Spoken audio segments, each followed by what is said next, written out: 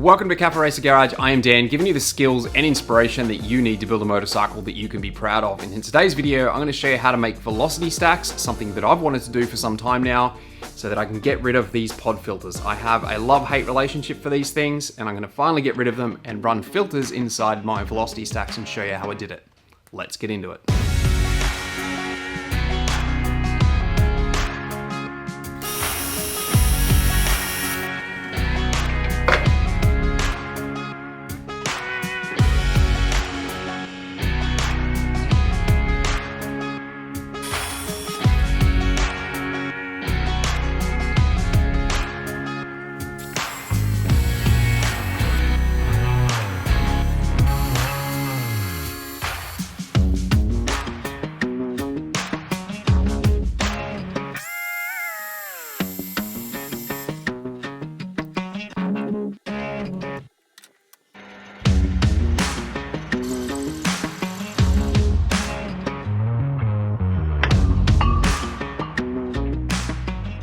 These velocity stacks are becoming quite expensive.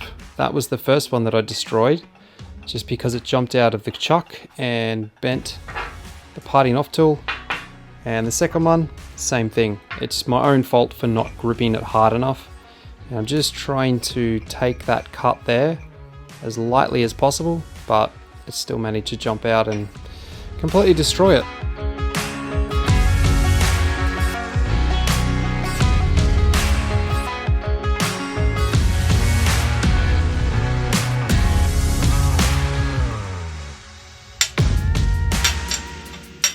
What I've done is I've gone ahead and cut the inside of all of them identical, as you can see.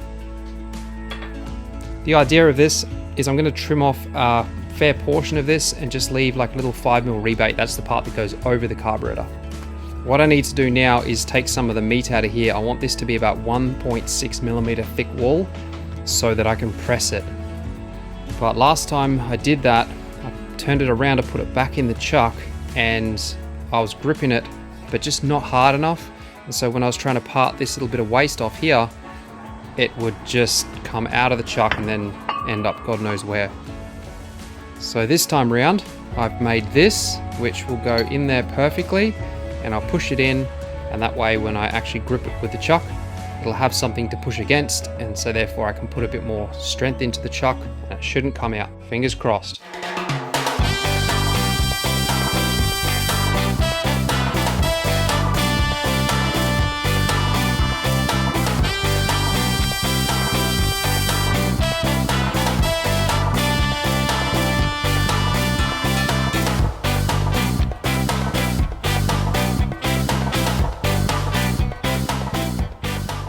The 4 parts ready to go, and I just need to part them off around there where that line is, and let's hope they don't end up like that. Hopefully they won't. Now I'm using this guy here.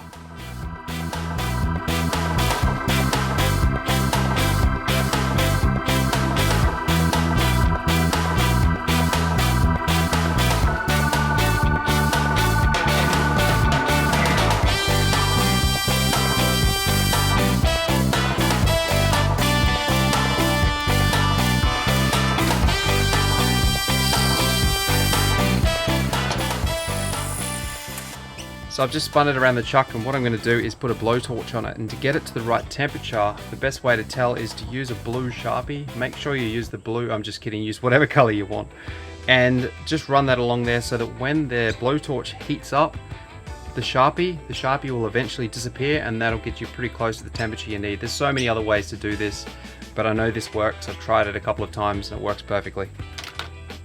So this heating process is actually called annealing, and it just helps the aluminium become more pliable, especially for what we're about to do to it. So now for the part that I've been really looking forward to, which is actually the pressing. I made that bell housing shaped die, and now we're going to use some WD-40 as lubricant and press it down into that bell shape to create the velocity stack.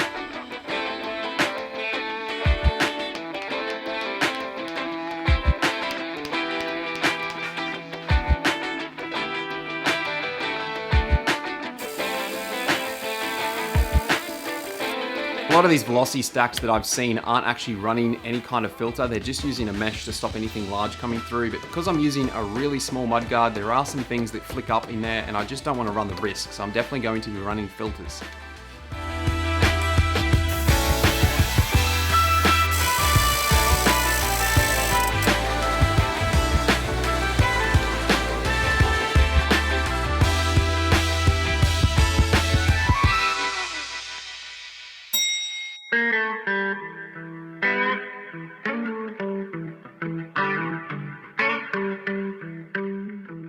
Unfortunately, after all that work, I can't fit them on. They just don't quite fit. They're just a little bit too tight. I made the tolerances so there would be a slip fit. I'm just trying to figure out why they're not going on. So I kind of figured it out. There's some shiny spots where I've just rubbed it on the carburetor to try and figure out what's going on. And this spot here, and there's another one here, and another one over the other side. And it's where the chuck was pressing in to grip this, has pressed it enough to take it out of a perfect circle. So what I'm going to do is just sand those little bits down and it should go on.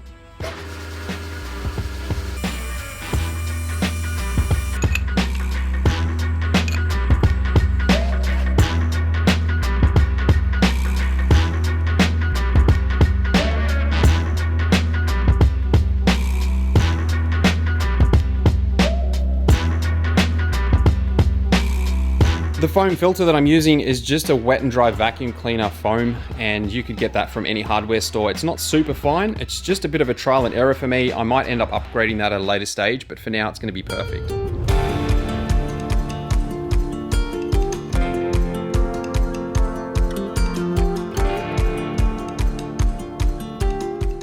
After cutting this out, I feel like it's probably just a little bit too flimsy for what I wanted. It is 304 stainless, but I've beefed it up a bit. I've got a little bit of offcut here, and this stuff is stainless as well, but it's just a little bit heavier gauge, so I think it's going to be a better application. I think that looks better as well.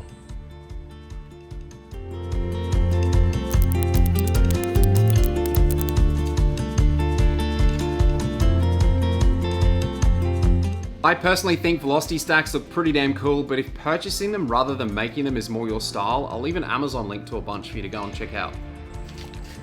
I also need to run a little rubber washer just on the inside there, but just for the video purposes, let's pretend I've done that. And we'll add the foam, add the next piece, and then damp it down with our coffee damper. I think that's what it's called. He's a cafe racer after all.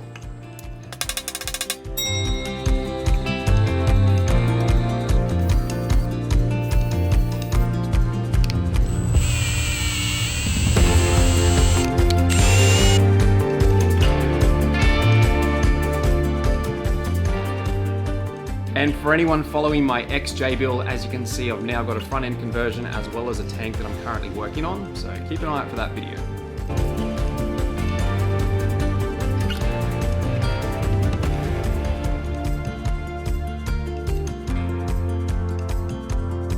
And if you've enjoyed this video and you're building a motorcycle, I have heaps more content to help you on your journey. Go and check them out.